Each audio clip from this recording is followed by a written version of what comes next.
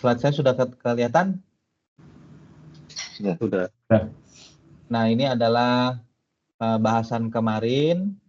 Kita masih dalam topik utamakan logika dibanding perasaan, ya. Nah, Afwan ini Bang kita Sani, ya. belum full slide masih itu yang samping-sampingnya kelihatan. Oh ya, siap. Kalau sekarang sudah full? Sudah. Oke, alhamdulillah. Nah, jadi 11.1 ini terbuka terhadap masukan, ya.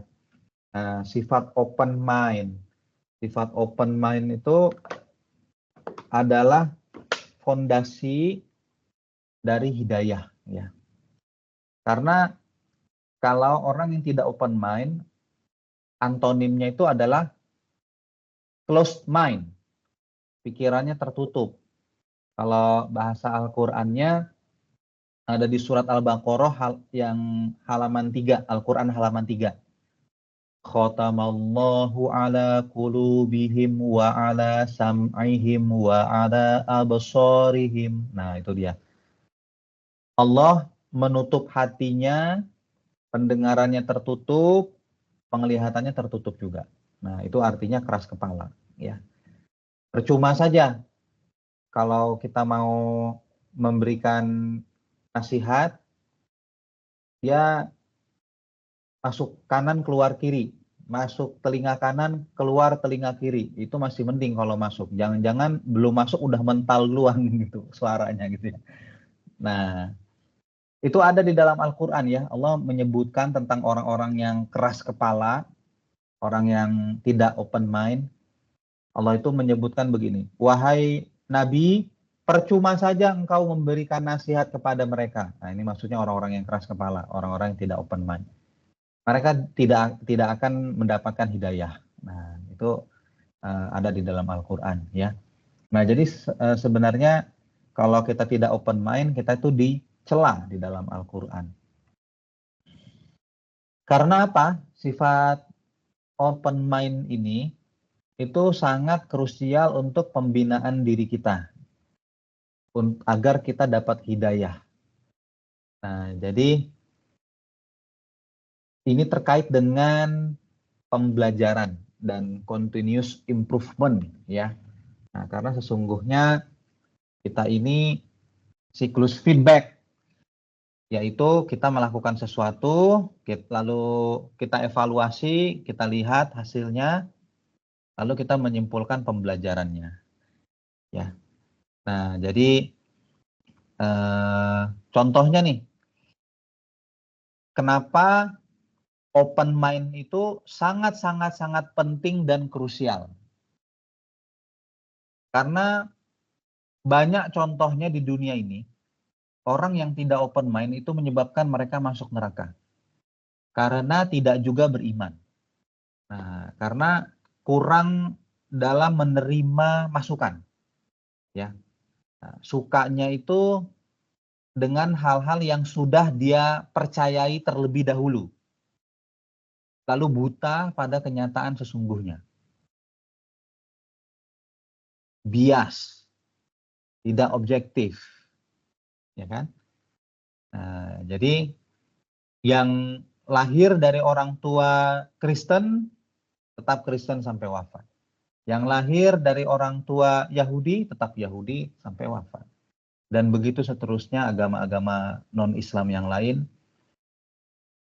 Yang lahirnya sebagai warga negara Israel, dari dulu kena propagandanya Israel, tetap dengan pro-Israelnya. Ya, begitulah hasilnya. Ya, hasilnya jadinya ngebunuh-bunuhin orang. Padahal orang yang dibunuh adalah warga sipil yang tidak berdosa.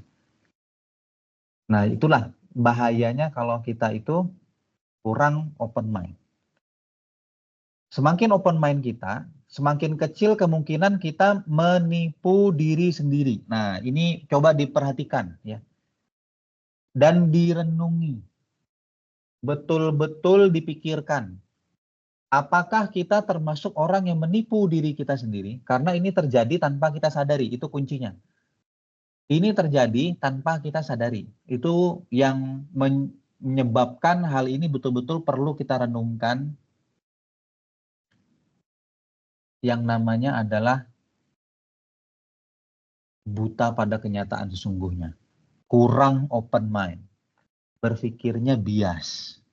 Ya. Nah, ini yang bisa menjerumuskan kita. Hati-hati ya. Ini terjadi tanpa kita sadari. Jadi emang betul-betul perlu usaha untuk kita betul-betul merenung, untuk betul-betul menanya hati nurani tanpa takut dengan konsekuensi itu dikesampingkan dulu. Wah, ini kalau saya begini nanti takutnya istri saya marah. Kalau saya begini takutnya orang tua saya marah. Itu dikesampingkan dulu.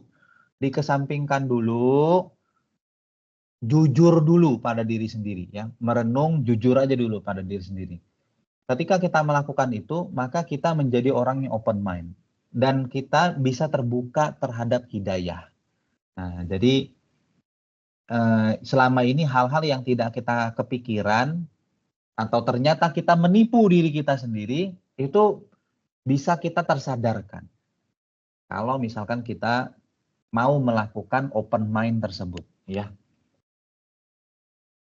Nah, lalu kalau kita menunjukkan sikap open mind terhadap orang, seperti misalkan nih, saya bilang sama antum kalau mau mengkritik saya senang justru. Jadi jangan takut untuk mengkritik, ya. Saya bukan tipe orang yang kalau dikritik itu tersinggung, apalagi nanti akan membalas dendam atau marah gitu ya. Nah, saya justru berterima kasih kalau antum ada masukan-masukan bagus, jangan diam saja. Nah, kalau antum ada masukan bagus dan antum diam saja, justru itu yang membuat saya marah. Nah, kalau kita menunjukkan sikap open mind, maka orang itu akan semakin banyak memberikan kita masukan. Hidayah itu makin banyak datang. Gitu. Itulah ya manfaat kedua dari sikap open mind ya. Nah, tetapi terbuka terhadap masukan itu bukan berarti kita membetulkan seluruh masukan. Ya. Menerima seluruh informasi termasuk kritik yang bertentangan dengan keyakinan kita itu bagus, diterima. Tapi mengenai informasi tersebut atau masukan tersebut betul atau tidak itu harus kita proses lebih lanjut. Harus kita analisa lebih lanjut. Belum tentu semua masukan orang itu benar. Tapi semua masukan orang bagus untuk kita terima. Nah, itu dulu ya. Nah, diterima dulu, baru abis itu kita proses. Bener nggak nih yang dia bilang? Nah, jadi kayak orang-orang Quraisy, ya kan? Nah, itu ada yang menerima masukan dari Abu Jahal, Abu Sufyan, dan seterusnya yang mengatakan bahwa, wah ini Muhammad ini tukang sihir. Ada tuh. Ya, di dalam Al-Quran diabadikan kan. Ini Muhammad ini penyair, dia jago syair aja sebenarnya. Al-Quran itu dahsyat dan terdengar luar biasa karena Muhammad ini jago syair, kata orang-orang Quraisy yang pimpinan-pimpinan kafir itu. Nah, kita mendengar hal tersebut itu jangan ikut-ikut aja. Oh ya. Mentang-mentang Abu Jahal pimpinan kita, mentang-mentang dia orang kaya, orang terhormat, pejabat di lingkungan kita. Tapi kita pikir baik-baik. Ini benar nggak ya yang dia bilang? Kita terima aja masukannya, apa yang dia omongin. Tapi kita yang memproses. Nah, benar nggak nih? Apakah benar Muhammad itu orang gila? Apakah benar Muhammad itu orang jago syair? Apakah benar dia? Nah, yang seterusnya lah ya. Karena kalau kita nggak melakukan seperti itu, nanti jangan-jangan yang memberikan masukan bukan Abu Jahal, tapi Muhammad gitu kan. Ada orang tiba-tiba ngomong, wah agama nenek moyang kamu salah. berhala itu bukan Tuhan. Tuhan itu adalah Allah Subhanahu wa taala. Nah, kita sama aja sikapnya. Terima dulu. Jangan langsung di keras kepala gitu ya, mentang-mentang tidak sesuai dengan keyakinan kita, panas telinga kita mendengarnya. Ini apa sih kok agama gua disalah-salahin, lalu bapak ibu gua dibilang sesat. Apaan sih? Nggak bener nih orang. Nah, jangan, diterima dulu. Terima dulu, baru kita pikir-pikir, bener nggak nih? Bahwa berhala yang selama ini kita sembah, itu salah. Bapak ibu kita sesat ternyata. Bener nggak? Nah, coba kita proses. Nah, oh ternyata yang ini benar, yang ini salah. Nah, itu nanti kita akan bisa menemukan itu kalau kita proses dengan baik. Ya. Nah, sebagaimana Salman Al-Farisi, kan, dia nanya kan, begitu bertemu dengan Nabi, belum masuk Islam dulu, nanya dulu dia. Nah, lalu kesempatan yang kedua belum masuk Islam lagi. Ada hal yang diuji dulu Nabi, dia uji Nabi. Baru setelah Nabi itu lulus ujiannya si Salman Al-Farisi, baru dia masuk Islam. Nah, kayak begitu cara memprosesnya, kurang salah satu contohnya, ya. Nah, banyak cara, hal yang bisa kita lakukan untuk memprosesnya, ya. Baik, ya, tentang open mind. Yang paling penting untuk antum lakukan di sini adalah hati-hati jangan sampai kita menipu diri sendiri, karena ini terjadi tanpa kita sadari. Itu dulu yang paling penting dari slide ini. Sampai di sini dulu, ada yang mau didiskusikan atau ditambahkan? Ada yang mau ngomong, tafadhol. Sampai di sini dulu.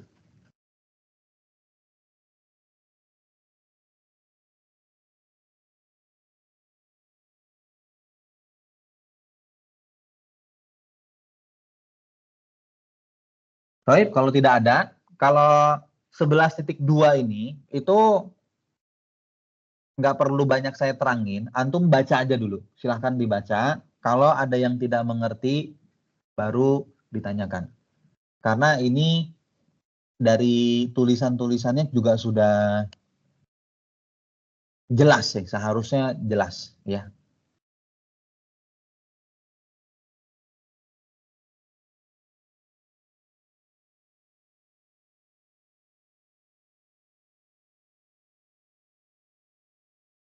Nah, mungkin yang mau saya bahas adalah yang nomor 1 itu tuh. Banyak orang tidak menerima kenyataan karena tidak sesuai keinginan atau kepercayaannya. Hal tersebut diperburuk oleh confirmation bias, ya. Karena manusia cenderung berkumpul dengan yang sependapat dengan dirinya dan menghindari yang tidak sependapat. Coba saya tanya sama antum. Apa pendapat antum mengenai Syiah? Ada sekelompok yang berbeda dengan kita. Islamnya bukan Islam Sunni. Dia tidak memakai kitab hadis yang sama dengan kita, fikihnya juga ada perbedaan, ya. Nah, bahkan ada yang sholatnya 3 kali sehari. Namanya adalah Syiah, Muslim Syiah, ya. Nah, pendapat antum mengenai mereka bagaimana? Apakah antum menerima ulama-ulama mereka atau tidak? Atau mereka itu termasuk kafir atau tidak? Gimana, Azhar?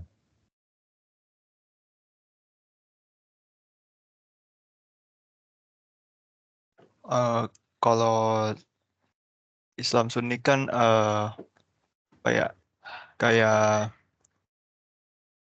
ya paling terbaik lah itu, ya Islam terbaik itu. Jadi pasti kalau nganggap selain Sunni itu eh, kurang kurang perfect atau bahkan tidak sesuai gitu. Jadi mungkin memang kalau misalnya ketemu sama Syiah mungkin ya kurang apa ya, kurang klop lah, kurang kurang sesuai juga kalau misalnya ketemu sama orang Asia gitu. Ya, ya, ya, ya. Gimana, Rifki?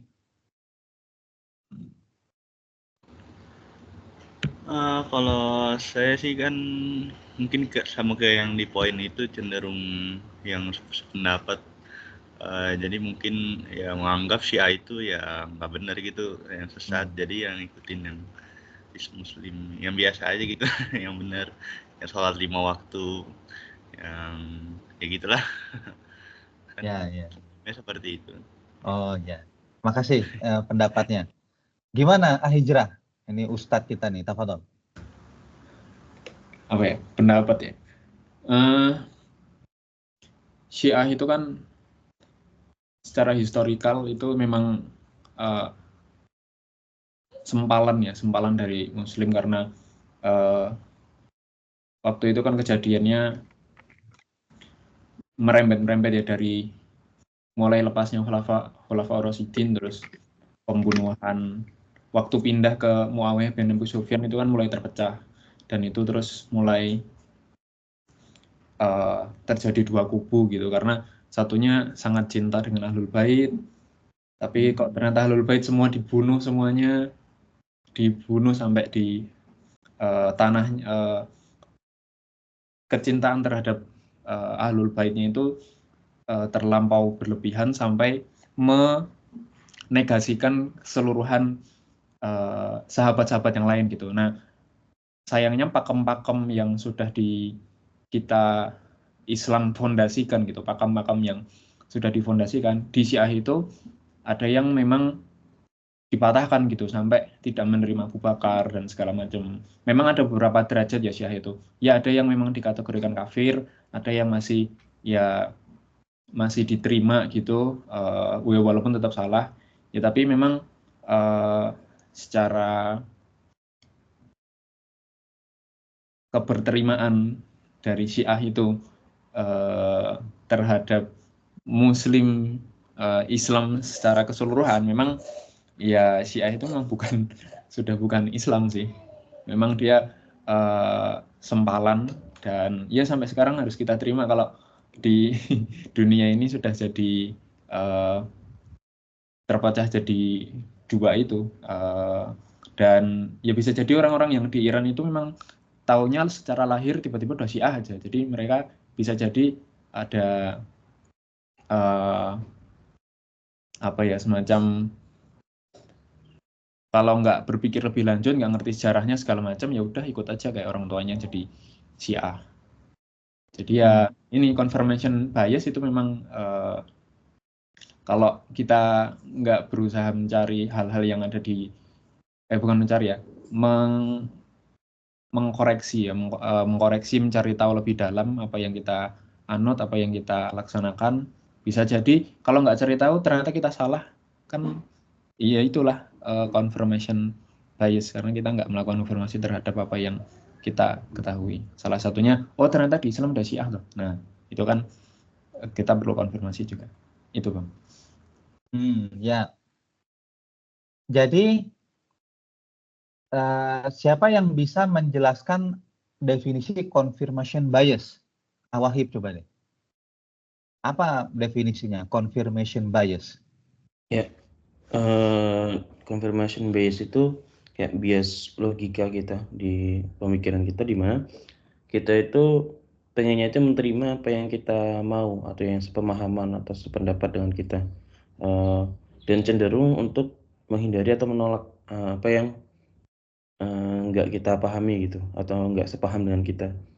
Jadi ya contohnya tadi udah dicontohin sama teman-teman ya, ada beberapa yang Kalau Wahib bilang tadi itu namanya closed minded, bukan kurang tepat kalau ke confirmation bias. Confirmation bias itu mirip-mirip ya dengan closed minded. Bias yang terjadi karena confirmation, itu confirmation bias.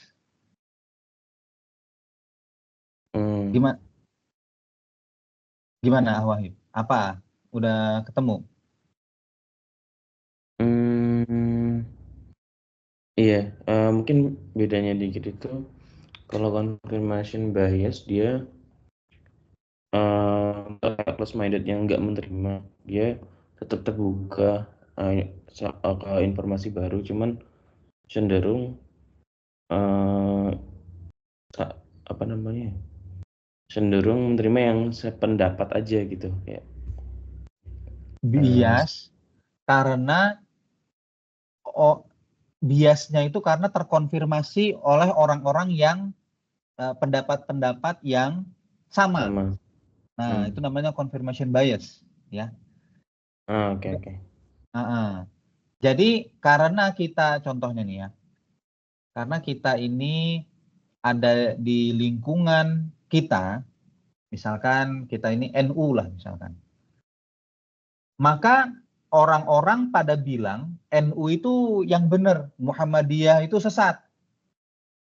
Nah, karena kita orang NU dan orang-orang sekitar kita juga bilangnya begitu, kita jadi makin terkuatkan pendapat tersebut. Oh iya, NU yang benar, Muhammadiyah sesat.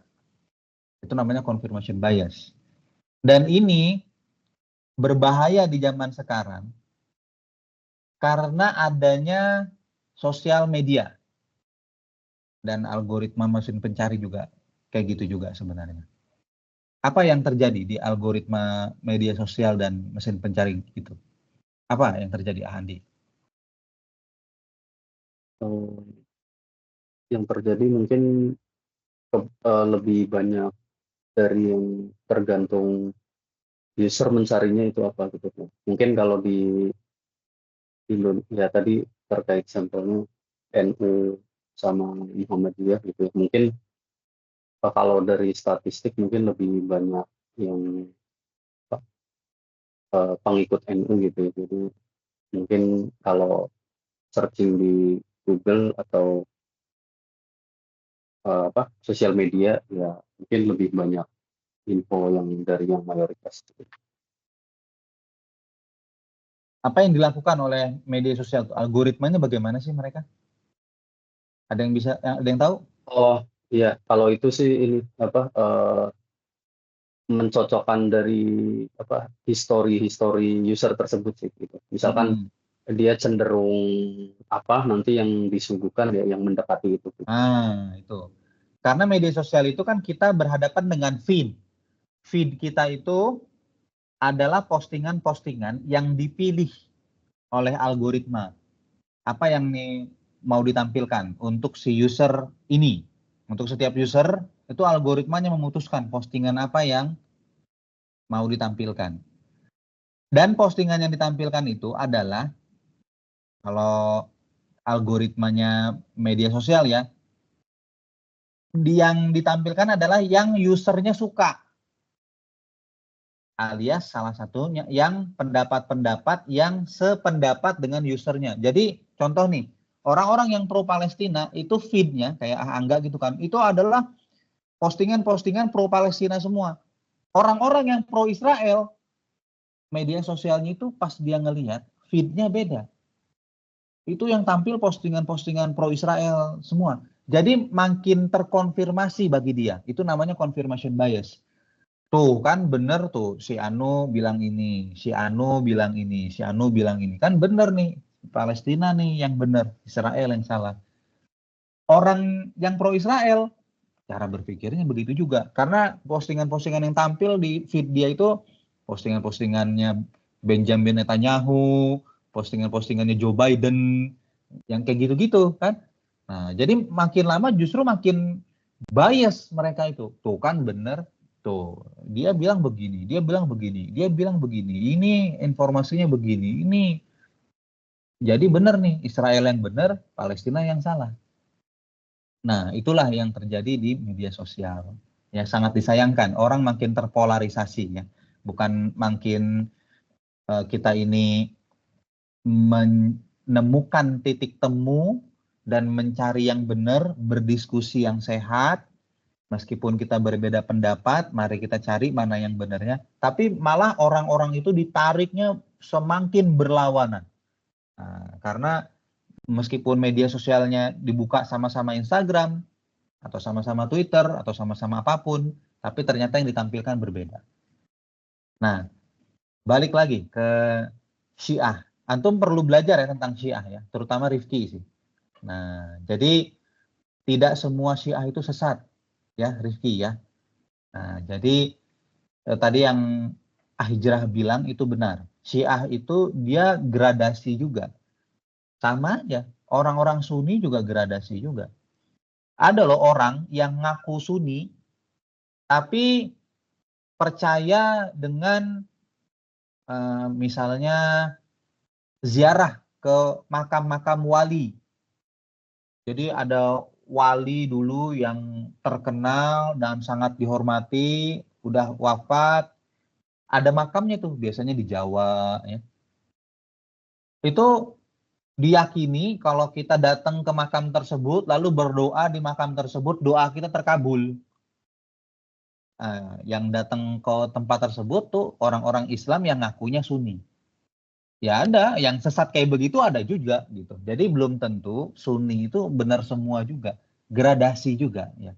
Nah, tergantung nih pemahamannya seperti apa. Sama orang-orang Syiah itu, ada yang memang sudah sampai sesat, yang sampai berpendapat bahwa Rasulullah itu bukan nabi terakhir, itu ada. Tapi ada yang enggak sebegitunya. Masih nabi terakhirnya itu adalah Rasulullah Muhammad bin Abdullah kan. Nah, kalau masalah fikih, perbedaan fikih itu boleh. Perbedaan fikih itu boleh. Meskipun kita itu tidak familiar dan bagi kita aneh fikihnya. Kalau masih dalam batas yang dibolehkan, maka itu tidak sesat. Kalau perbedaan fikih. Kalau sudah pada batas yang melanggar batas-batas syariat kita, maka itu sudah sesat.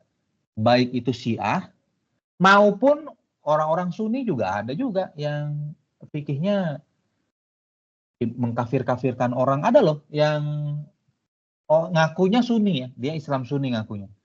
Nah tapi suka banget mengkafirkan sesama Sunni yang lain. Ada orang kayak begitu. Wah dia nggak hormat sama tetangganya, kafir. Wah dia ini, saya pernah loh di tempat tinggal saya ini ada orang rajin ke masjid padahal orangnya.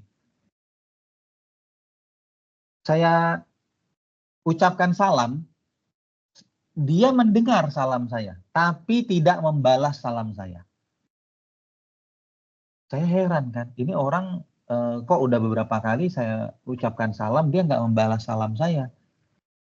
Nah lalu saya tanya sama dia, oh rupanya karena bukan sayanya, mertua saya. Mertua saya itu dia sempat tidak setuju lah dengan mertua saya. Kok saya juga jadi kena, itu heran juga saya. Kok saya juga jadi kena juga, padahal kan itu dia urusannya sama mertua saya gitu, bukan sama saya gitu ya. Tapi dia bilangnya begini, ya keluarga kalian lah itu semua. Nah jadi saya dikenain juga, padahal bukan saya yang punya urusan. Lalu memang ada hadis, orang yang tidak hormat terhadap tetangganya, tidak saling menghormati, itu tidak beriman. Ada tuh hadisnya memang seperti itu. Nah dia salah memahami hadis tersebut. Jadi dia mengira saya tidak beriman. Kalau saya tidak beriman, maka saya orang kafir. Orang kafir itu memang salamnya tidak boleh kita balas. Nah jadinya kayak begitu. ngakunya Sunni ya. Nah bahkan rajin ke masjid orangnya. Nah tapi bukan berarti orang Sunni terbebas juga dari yang kesesatan ya. Nah jadi memang tergantung masing-masing. Nah itulah ya. Tapi Azhar tadi bagus banget sih ya. Azhar itu kalau kita bicara tentang secara umum yang lebih mendekati kebenaran itu adalah Sunni insya Allah ya. Nah itu saya bisa cerita panjang lebar sebenarnya tentang dalilnya. Nah itu yang lebih penting ya, pahami, lihat lagi deh materi kita, pahami dan hadapi kenyataan. Pahamilah kenyataan. Jadi kita pahami ini sebenarnya Syiah dan Sunni ini seperti apa sih sebenarnya. Bukan karena kita itu punya keyakinan, maka keyakinan itu yang benar, belum tentu. Bukan karena orang-orang di sekitar kita itu punya keyakinan tertentu dan ngomong ke kita keyakinan tersebut yang benar, maka itu yang benar, belum tentu. Tapi memang harus kita pahami secara objektif. Pahami kenyataannya secara objektif, itulah yang membuat kita bisa mengetahui mana yang benar, mana yang salah. Nah, jadi kalau saya itu udah berjam-jam saya pelajari tentang Syiah ini. Syiah itu sebenarnya bagaimana sih? Nah, jadi tadi itu ya yang Hijrah bilang bergradasi, mulai dari yang masih muslim, masih terkategorikan orang beriman, sampai yang sesat itu ada. Jadi jangan dipukul rata semua ya, Rifki ya. Lalu yang Azhar bilang tadi itu, kalau secara umum Sunni itu emang lebih mendekati kebenaran. Kita bicara secara umum. Kalau secara khusus orang Sunni yang sesat juga ada. Ya. Nah, jadi soalnya permasalahan Syiah itu minimal mereka itu nggak suka dengan sahabat-sahabat seperti Abu Bakar, Umar. Ya. Nah, itu yang menyebabkan nanti mereka tidak memakai pendapat-pendapat atau hadis-hadis dari Umar dan Abu Bakar. Padahal beberapa hadis yang diriwayatkan oleh Abu Bakar dan Umar itu ada yang penting-penting. Nah, itu permasalahannya nanti di situ. Kenapa secara umum Syiah itu Sunni itu lebih tepat ya daripada yang Syiah. Salah satu contoh penting dari hadis Umar ya adalah hadis tentang iman, Islam, dan ihsan. Itu diriwayatkan oleh Umar. Ya, itu diriwayatkan oleh Umar. Nah, kalau nggak percaya dan nggak suka sama Umar, ya nanti hadis itu jadinya nggak bisa masuk dalam salah satu ajaran agamanya dong. Ya kan? Jadi susah kan? Ya meskipun sebenarnya hadis-hadis yang lain masih banyak. Dan kalau Al-Qur'annya sih sama ya. Antara Syiah dengan Sunni, Al-Qur'annya sama, tidak ada perbedaan. Tapi kalau hadis, nah itu nantinya yang berbeda. Apalagi fikih ya. Kalau fikih mereka udah nggak terima lagi Imam Syafi'i, Imam Hanafi, Imam Hambali, itu udah nggak terima lagi. Itu adalah imam-imam Sunni ya. Mazhab Sunni. Kalau mazhab Syiah ada lagi. Contohnya adalah Imam Ja'far As-Shadiq kan. Tapi sebenarnya Imam Ja'far As-Shadiq itu benar juga. Beliau itu bagus juga fikihnya ya. Mazhabnya bagus juga. Nah, meskipun di sini kalau orang Sunni biasanya jarang sih yang kamu mazhabnya mazhab apa? Mazhab Ja'fari, jarang. Tapi kalau orang Syiah banyak ya. Mazhabnya bukan Syafi'i, bukan Hambali, bukan Maliki, bukan Hanafi. Ja'fari banyak ya. Nah, tapi mazhab Ja'fari itu bagus juga sih sebenarnya. Nah, saya cukup respect loh dengan Imam Ja'far bin Ali ya kalau nggak salah ya. Ja'far As-Shadiq ya kalau nggak salah ya. Gelarnya As-Shadiq. Itu saya juga pelajari ya. Udah beberapa sumber buku saya pelajarin tentang Imam Ja'far tuh. Oh, hebat ini Ahlul Bait yang ulama yang hebat ya, bagus banget ya. Imam Ja'fari itu. Jadi kalau mazhab fikih Ja'fari mah ya saya nggak banyak tahu aja fikihnya seperti apa. Kalau saya tahu mungkin saya mau ngikut juga gitu. Kamu mazhabnya apa? Ja'fari. Kaget nanti orang. Ini Syiah nih, jangan-jangan. Hati-hati ya. Hati-hati menjudge people by its cover. Belum tentu orang yang mazhabnya Ja'fari dia itu Syiah. Kemungkinan besarnya sih iya. Gitu ya. Nah, tapi kalau ada orang-orang yang mengerti, oh, kan kita pahami dulu kan. Oh, begini ya ternyata ya. Oke, bagus juga sih sebenarnya ya. Karena belum tentu juga yang lebih tepat, yang lebih benar Imam Syafi'i. Belum tentu kan. Siapa tahu Imam Ja'far yang lebih tepat. Nah, tapi kalau masalah fikih itu benar dan benar biasanya. Bukan ada benar ada salah. Ada juga sih yang seperti itu. Benar dan salah gitu. Tapi biasanya kalau fikih itu benar dan benar. Nah, masalah akidah aja yang penting untuk dijaga. Kalau akidah sih nggak ada tawar-menawar. Ya. Al-Quran, nah Al-Quran itu nggak ada tawar-menawar. Nggak boleh dia berbeda. Dan kalau Sunni dan Syiah, Al-Qurannya masih sama. Kalau bagi saya, Syiah itu lebih dekat ke Islam daripada golongan-golongan yang lain. Jadi mungkin bagi masyarakat Indonesia, mereka lebih dekat dengan dan lebih menerima dengan Kristen. Karena teman-temannya banyak, orang Kristen juga ada teman-temannya, dan udah familiar lah, terdengar di Indonesia ada gereja, lalu orang-orang Kristen yang ada di Indonesia itu familiar gitu ya. Bahkan jangan-jangan lebih familiar dengan orang-orang Buddha ya, kalau di Indonesia ini ya. Nah, padahal kalau dari sisi kedekatan, kita itu lebih dekat dengan Syiah daripada dengan Kristen. Nah, jadi lebih sesat orang Kristen daripada orang Syiah sebenarnya. Yang lebih sesat lagi orang Buddha. Nah, itu udah lebih sesat lagi. Kalau Kristen itu dia masih percaya bahwa Allah itu Tuhan. Bahwa surga dan neraka itu ada. Bahwa hari kiamat itu ada. Nah, kalau orang Buddha itu udah nggak percaya lagi sama hari kiamat. Dia percayanya udah reinkarnasi. Jadi bumi ini akan ada terus abadi seterusnya, nggak habis-habis. Nah, manusia ini reinkarnasi terus saja. Reinkarnasinya terus di bumi ini. Nggak ada lagi hari kiamat. Kalau orang Kristen masih percaya hari kiamat. Nah, jadi sebenarnya kalau dari sisi kesesatan, nah itu dia gradasinya seperti itu. Ya. Nah, meskipun yang Azhar itu bilang tadi benar ya. Kalau mau dibandingkan ya yang lebih dekat dengan kebenaran ya Sunni daripada Syiah ya.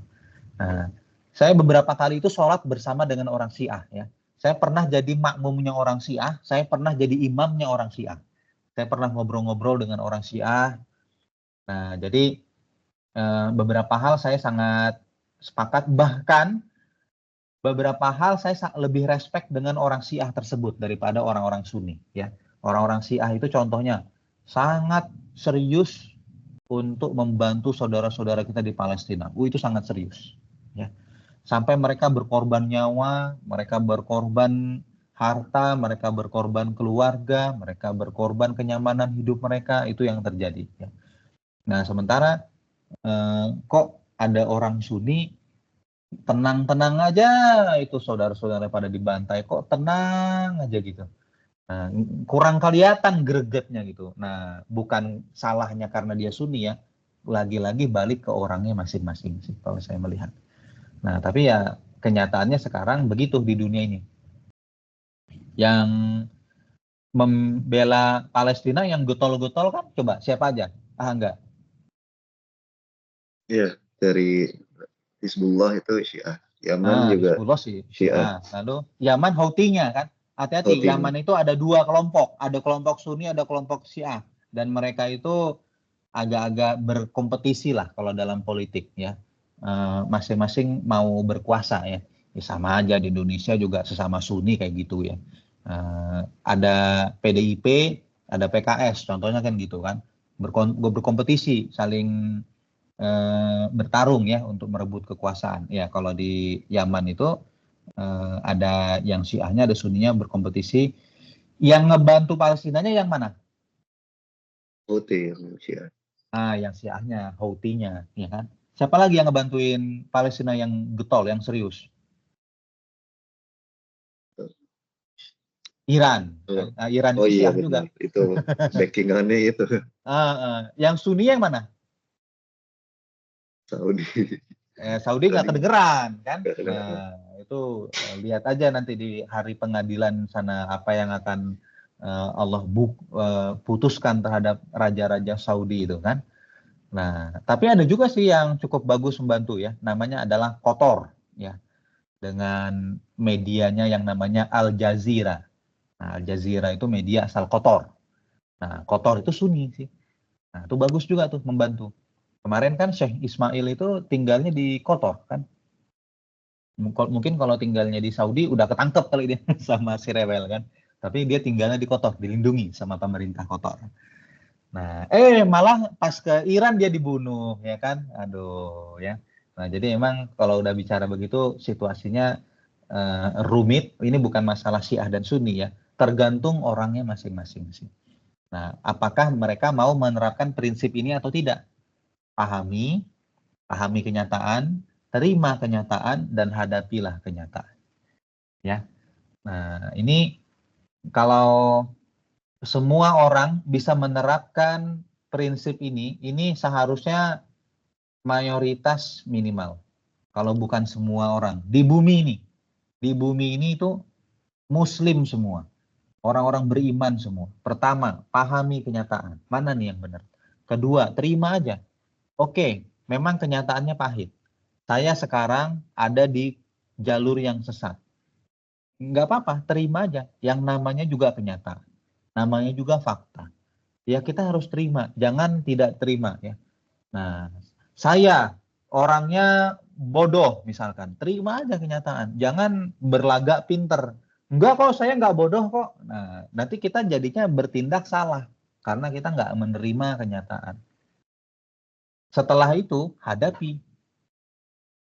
Ada orang-orang yang sudah paham bahwa Islam itu benar, dia menerima Islam itu benar, tapi tidak punya keberanian untuk menghadapi orang tuanya, teman-temannya, dan keluarganya yang akan membuang dirinya kalau dia masuk Islam.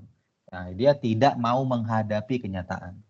Nah, jadi pertama, pahami. Yang kedua, terima. Yang ketiga, hadapi. Kalau itu adalah kenyataan, kalau itu memang yang benar, maka kita lanjut. Kita terus berada di jalur yang benar. Begitu maksudnya. Sampai di sini ada pertanyaan atau yang mau dikatakan, silahkan.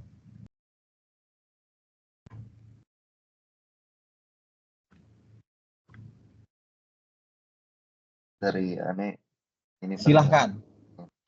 aneh dulu sempat ingat sih Syiah lumayan booming ketika di tahun 2014 2013 tuh bukan campaign ya, rame lah ya di media sosial soal sesat Syiah, dan aneh baca-baca juga. Jadi di akidahnya Syiah tuh ada salah satunya takiyah ya. Ya. Takiyah. Nah, itu Hati-hati. sih yang perlu hati-hati ya. Mungkin tadi konteksnya kita perlu open minded dan lebih skeptis juga ya, lebih skeptis semua golongan, meskipun bukan golongan kita perlu dengarkan, termasuk Syiah, tapi perlu perhatikan juga nih apakah dia bohong atau enggak. Takiyah itu mungkin yang nggak tahu menyalahkan sesuatu yang tidak sesuai dengan Munafik yang lah ada gampang. munafik betul. Itu akidahnya Syiah untuk menyembunyikan kepercayaan dia gitu, karena mereka kalau menunjukkan akan terancam gitu. Nah, itu yang perlu di hati-hati lah itu, untuk mendengar ucapan-ucapan orang-orang Syiah.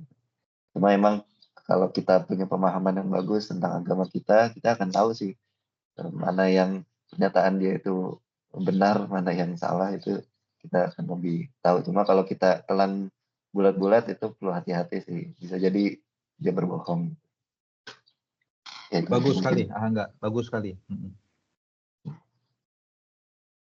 Cik, yang lain mau lanjut lagi satu prinsip atau udah di sini aja? Silakan di chat. Oh, berdasarkan voting aja ya, suara terbanyak. Mau lanjut satu prinsip lagi atau sampai di sini saja?